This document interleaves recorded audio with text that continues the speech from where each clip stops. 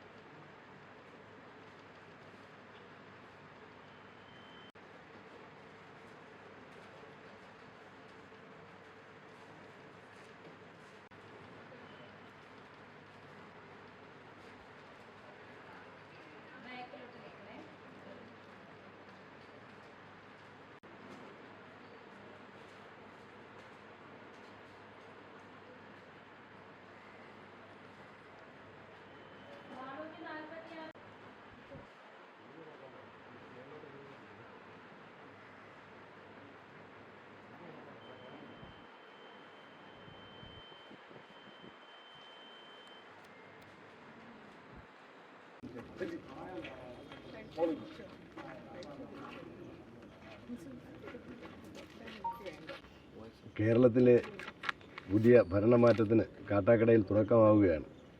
ഈ തെരഞ്ഞെടുപ്പ് ഐക്യജനാധിപത്യ മുന്നണിക്ക് അനുകൂലമായിട്ട് മാറുകയാണ്. മൊത്തം സാമൂഹിക രാഷ്ട്രീയ അന്തരീക്ഷം ഐക്യജനാധിപത്യ മുന്നണിക്ക് അനുകൂലമാകുമ്പോൾ കാട്ടാക്കടയിലെ എല്ലാ സമ്മതിദായകർക്കും ഹൃദയപൂർവ്വമായിട്ടുള്ള നന്ദി അറിയിക്കുക.